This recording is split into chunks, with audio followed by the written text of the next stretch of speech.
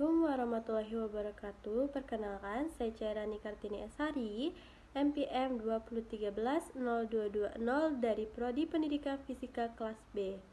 Pada kesempatan kali ini, saya akan menyampaikan beberapa materi kepada kalian tentang psikologi pendidikan. Yang pertama, mengetahui pentingnya pertumbuhan dan perkembangan pada masa remaja. Pertumbuhan dan perkembangan adalah dua istilah yang selalu digunakan dalam psikologi. Sebagian psikolog memandang kedua istilah berbeda, namun sebagian yang lainnya memandang di dalam istilah perkembangan tercakup makna pertumbuhan. Secara umum, kedua istilah ini memiliki persamaan dan perbedaan. Persamaannya, keduanya berkaitan dengan perubahan pada diri individu. Perbedaannya terdapat pada jenis perubahan yang terjadi. Pertumbuhan merupakan perubahan yang terjadi secara kuantitatif yang meliputi peningkatan ukuran dan struktur. Pertumbuhan adalah berkaitan dengan masalah perubahan dalam besar, jumlah, ukuran, atau dimensi tingkat sel organ maupun individu yang bisa diukur dengan berat, ukur panjang, umur tulang, dan keseimbangan metabolik. Sedangkan perkembangan adalah bertambah dan kemampuan atau dalam struktur fungsi tubuh yang lebih kompleks dalam pola teratur dan dapat diramalkan sebagai hasil proses pematangan. Perkembangan menyangkut adanya proses pematangan sel-sel tubuh, jaringan tubuh, organ-organ, dan sistem organ yang berkembang dengan menurut caranya, sehingga dapat memenuhi fungsinya. Dengan kita mengetahui pertumbuhan dan perkembangan peserta didik pada tahap remaja, maka akan membantu kita untuk merespon sebagaimana semestinya jika peserta didik pada tahap remaja tersebut melakukan hal yang tidak benar. Lalu akan membuat kita untuk mengenali berbagai penyimpangan dari perkembangan yang normal. Selain itu, kita dapat memahami peserta didik tersebut dan menjadi pendengar yang baik untuk masalah yang peserta didik tersebut ceritakan. Yang kedua, proses belajar peserta didik dari yang belum tahu menjadi tahu, dari yang tidak tertarik menjadi tertarik pada suatu pelajaran. Dalam proses belajar mengajar, seorang siswa akan sangat membutuhkan peranan seorang guru. Peranan guru dalam proses belajar mengajar merupakan salah satu faktor penting dan memiliki pengaruh yang besar terhadap berhasil atau tidaknya peserta didik dalam mengembangkan pengetahuan dan kepribadian yang dimilikinya. Proses pembelajaran pada satuan pendidikan diselenggarakan secara interaktif, inspiratif, menyenangkan, menantang, memotivasi peserta didik untuk berpartisipasi aktif, serta memberikan ruang yang cukup bagi prakarsa, kreativitas, dan kemandirian sesuai dengan bakat, minat, dan perkembangan fisik terhadap psikologis peserta didik. Proses pembelajaran dilakukan oleh banyak guru saat ini cenderung pada pencapaian target materi, kurikulum, dan lebih mementingkan pada penghafalan konsep bukan pada pemahaman. Hal ini karena dapat dilihat dari kegiatan pembelajaran di dalam kelas yang selalu didominasi oleh guru. Dalam penyampaian materi, biasanya guru menggunakan metode ceramah yang dalam pelaksanaannya siswa hanya duduk, mencatat, dan mendengarkan apa yang disampaikan guru, dan sedikit peluang bagi siswa untuk Dengan demikian, suasana pembelajaran menjadi tidak kondusif, sehingga siswa menjadi pasif. Jika secara psikologis siswa kurang tertarik dengan metode yang digunakan oleh guru, maka dengan sendirinya siswa akan memberikan umpan balik psikologis yang kurang mendukung dalam proses pembelajaran. Indikasinya adalah timbul rasa tidak simpati terhadap guru, tidak tertarik dengan materi-materi pembelajaran, dan lama-kelamaan timbul sikap acuh tak acuh terhadap mata pelajaran. Dalam hal peningkatan prestasi belajar siswa ini diperlukan guru kreatif yang dapat membuat pembelajaran menjadi lebih menarik dan disukai oleh peserta didik. Suasana kelas perlu direncanakan dan dibangun sedemikian rupa dengan menggunakan model pembelajaran yang tepat agar siswa dapat memperoleh kesempatan untuk berinteraksi satu sama lain sehingga pada gilirannya dapat diperoleh prestasi belajar yang optimal. Peran aktif siswa sangat penting dalam rangka pembentukan generasi yang kreatif, yang mampu menghasilkan sesuatu untuk kepentingan dirinya dan orang lain. Seseorang bisa dikatakan kreatif apabila ia secara konsisten dan terus-menerus menghasilkan sesuatu yang kreatif, yaitu hasil yang asli atau orisinal dan sesuai dengan keperluan. Kreativitas siswa bisa dilihat pada kemampuannya dalam mengajukan pertanyaan maupun menjawab pertanyaannya. Selain itu, kreativitas siswa juga bisa dilihat dari kecekatannya dalam mengikuti proses belajar mengajar di dalam kelas. Kreatif juga dimaksudkan guru mampu memilih materi yang akan diberikan kepada siswa agar materi yang diberikan bisa sesuai dengan kemampuan siswa.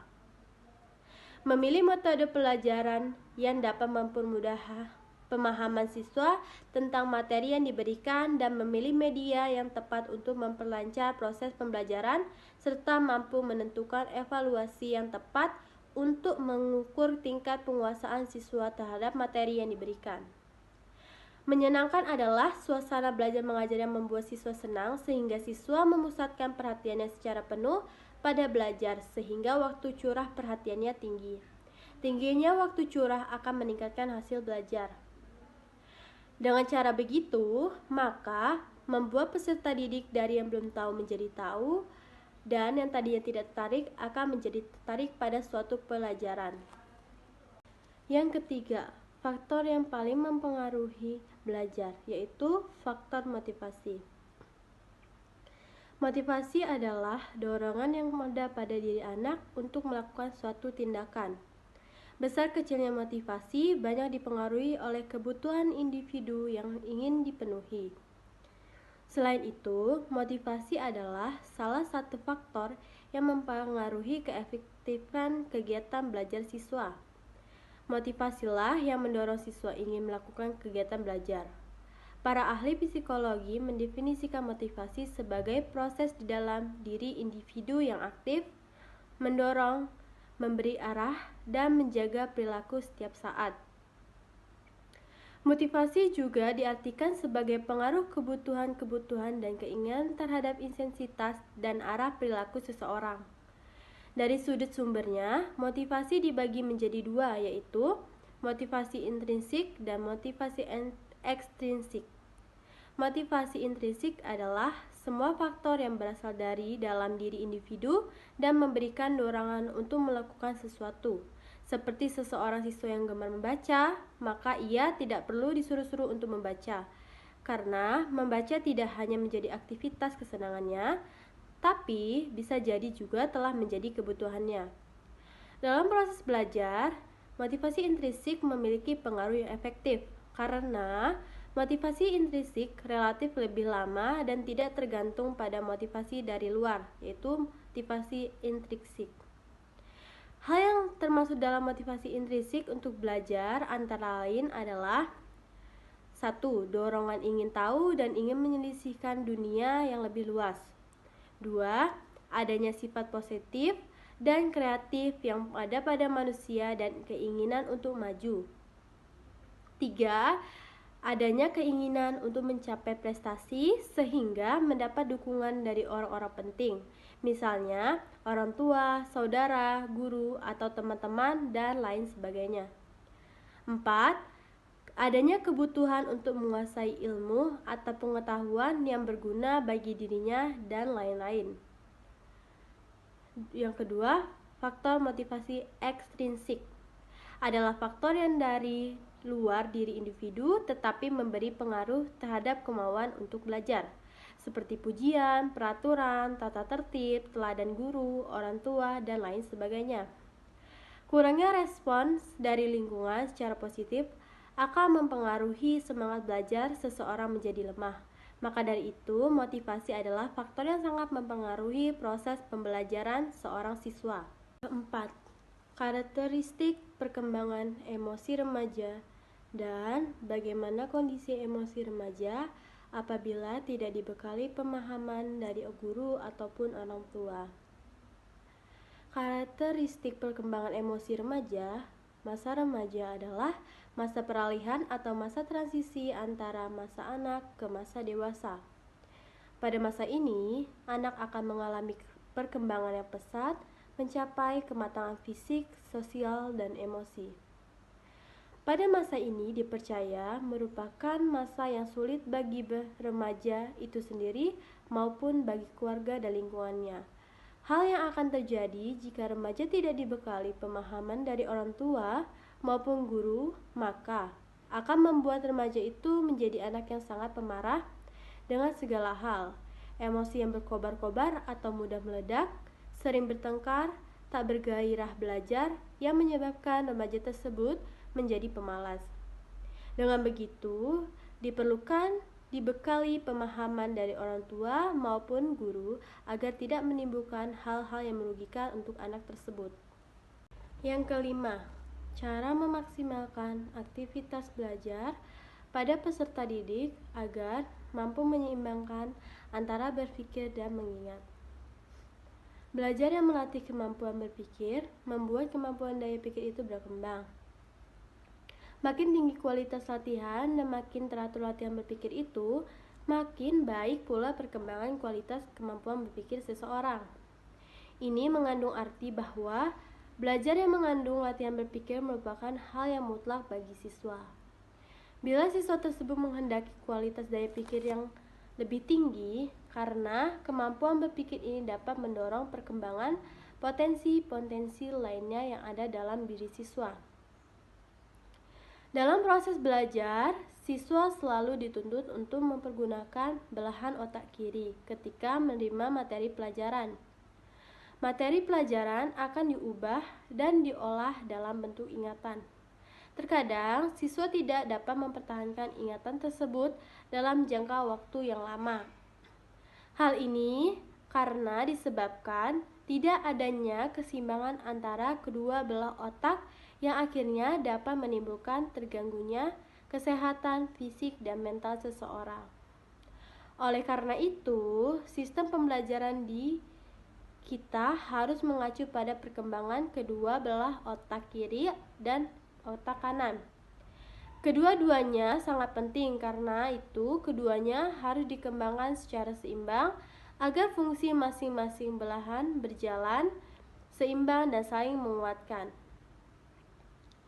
Jika hanya terfokus pada salah satu belahan, maka belahan yang kurang berkembang akan terhambat dalam menjalankan fungsinya. Anak menjadi miskin kreativitas bila ia lebih banyak dirangsang untuk menggunakan belahan otak kirinya. Sebaliknya, jika fungsi belahan otak kanan yang lebih dikerap digunakan, nantinya anak malah lambat dalam berpikir logis, linier, dan teratur yang juga digunakan dalam kehidupan sehari-hari. Untuk memprogram keterampilan berpikir anak seperti ini, ada beberapa teknik yang bisa dilakukan. Yang pertama, mind mapping.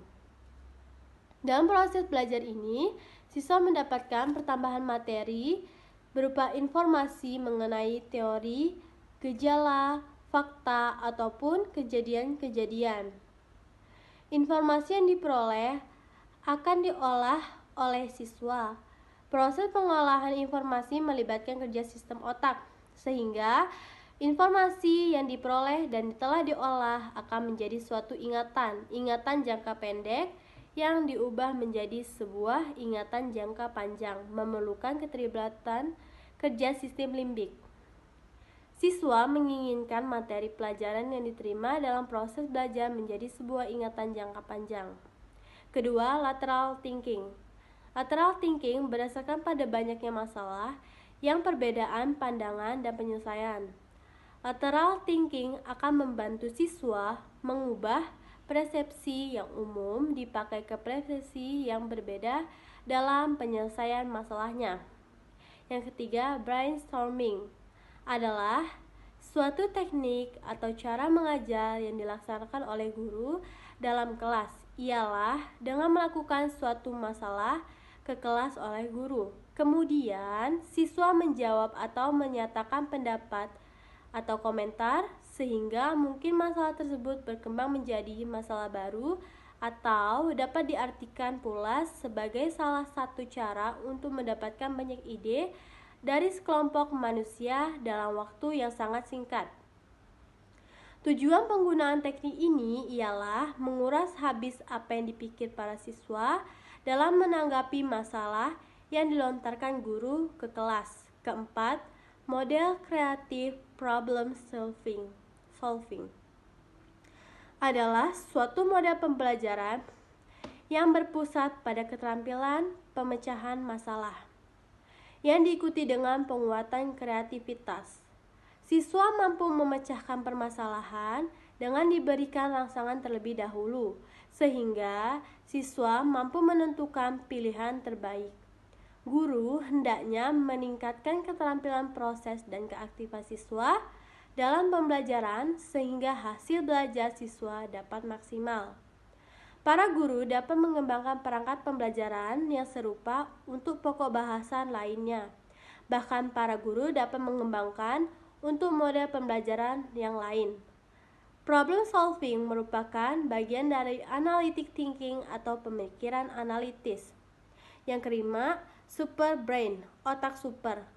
Haruslah dapat berpikir dengan sangat cepat, yang mampu memindahkan komunikasi dari arah yang satu ke arah yang lain sejalan dengan semakin cepatnya keruntuhan yang disebabkan oleh pergetaran osilasi ke arah yang satu atau ke arah yang lainnya. Jika makhluk itu dapat mencapai kecepatan cukup, pergetaran itu sendiri akan menyediakan energi yang diperlukan untuk mendorong proses berpikir. Keenam, talent unlimited. Tidak sedikit orang tidak mengetahui apa bakat yang dimilikinya.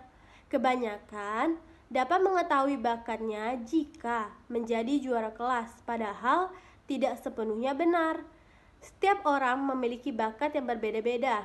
Jika bakat tersebut mampu dikembangkan, maka akan menghasilkan kemampuan yang luar biasa.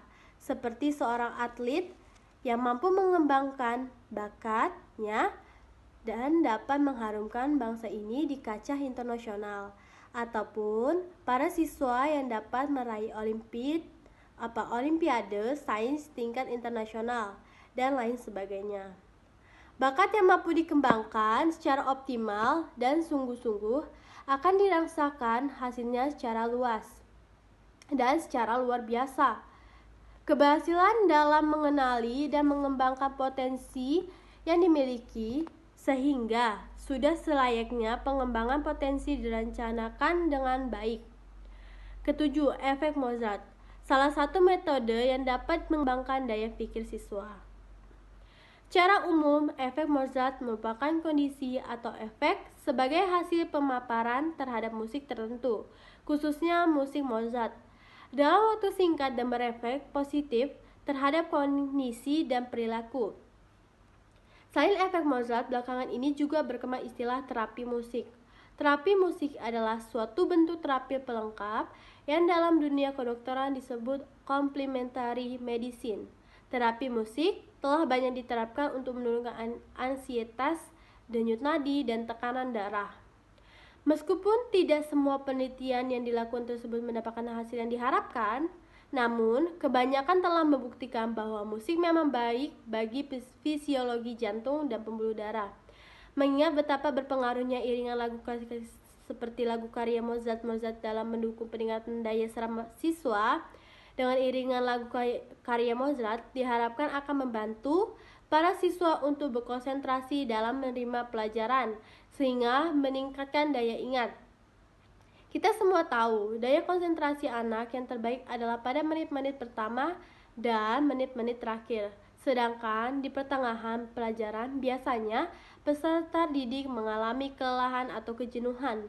Dengan bantuan efek Mozart diharapkan akan membantu relaksasi dan mengingatkan daya tahan berpikir siswa. Yang keenam, pentingnya motivasi dalam kegiatan belajar, cara melihat motivasi peserta didik, dan cara memberikan motivasi kepada peserta didik. Motivasi merupakan salah satu faktor yang sangat penting dalam proses belajar, karena biasanya peserta didik yang kurang motivasi dalam belajar akan malas-malasan untuk belajar dan memahami pelajaran.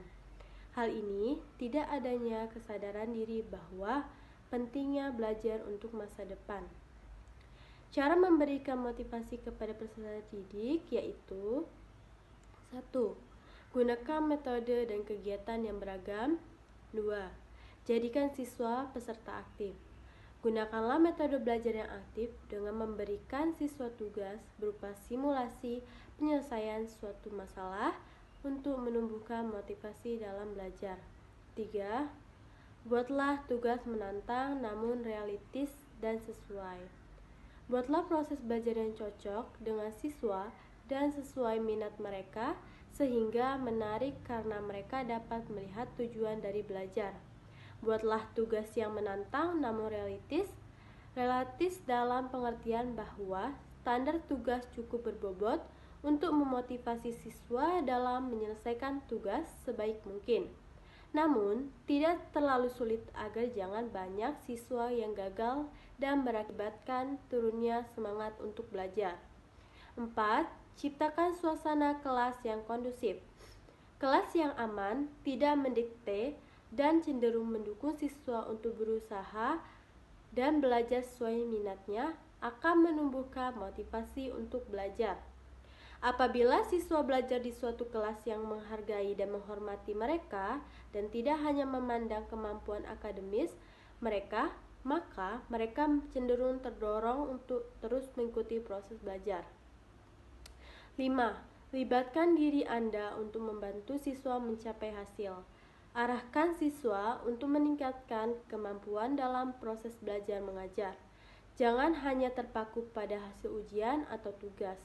Bantulah siswa dalam mencapai tujuan pribadinya dan terus pantau perkembangan mereka. 6. Berikan petunjuk pada para siswa agar sukses dalam belajar. Jangan biarkan siswa berjuang sendiri dalam belajar. Sampaikan pada mereka apa yang perlu dilakukan. Buatlah mereka yakin bahwa mereka bisa sukses dan bagaimana cara mencapainya. 7. Hindari kompetisi antar pribadi. Kompetisi bisa menimbulkan kekhawatiran yang bisa berdampak buruk bagi proses belajar dan sebagian siswa akan cenderung bertindak curang. Kurangi peluang dan kecenderungan untuk membanding-bandingkan antara siswa satu dengan yang lain dan membuat perpecahan di antara para siswa. Ciptakanlah metode mengajar di mana para siswa bisa saling bekerja sama. 9. Berikan masukan. Berikan masukan para siswa dalam mengerjakan tugas mereka. Gunakan kata-kata yang positif dalam memberikan komentar. Para siswa akan lebih termotivasi terhadap kata-kata positif dibandingkan ungkapan negatif. Komentar positif akan membangun kepercayaan diri, ciptakan situasi di mana Anda percaya bahwa seseorang siswa bisa maju dan sukses di masa datang. 10. Hargai kesuksesan dan keteladanan. Hindari komentar negatif terhadap kelakuan buruk dan performa rendah yang ditunjukkan siswa Anda. Akan lebih baik bila Anda memberikan apresiasi bagi siswa yang menunjukkan kelakuan dan kinerja yang baik. Ungkapkan positif dan dorongan sukses bagi siswa Anda merupakan pergerakan yang sangat berpengaruh dan memberikan aspirasi bagi siswa yang lain untuk berprestasi. 11. Antusias dalam mengajar. Antusias seorang guru dalam mengajar merupakan faktor yang penting untuk menumbuhkan motivasi dalam diri siswa. Bila Anda terlihat bosan dan kurang antusias, maka para siswa akan menunjukkan hal serupa. Upayakan untuk selalu tampil baik, percaya diri, dan antusias di depan kelas. 13. Pemberian penghargaan untuk motivasi. Pemberian penghargaan seperti nilai, hadiah, dan sebagainya mungkin efektif bagi sebagian siswa. Namun, metode ini harus digunakan secara hati-hati karena berpotensi menciptakan kompetisi. Namun demikian, penggunaan metode ini dapat melahirkan motivasi internal. 14. Ciptakan aktivitas yang melibatkan seluruh siswa dalam kelas. Buatlah aktivitas yang melibatkan siswa dengan kawan-kawan mereka dalam satu kelas. Hal ini akan membagi pengetahuan, gagasan, dan penyelesaian tugas-tugas individu siswa dengan seluruh siswa di kelas tersebut. 15. Hindari penggunaan ancaman. Jangan mengancam siswa Anda dengan kekerasan, hukuman, atau nilai rendah. Bagi sebagian siswa, ancaman untuk memberi nilai rendah mungkin efektif, namun hal tersebut bisa memicu mereka mengambil jalan pintas, yaitu mencontek. 16. Hindarilah komentar buruk. Gunakanlah komentar yang positif dan perilaku yang baik. Banyak siswa yang percaya diri akan performa dan kemampuan mereka.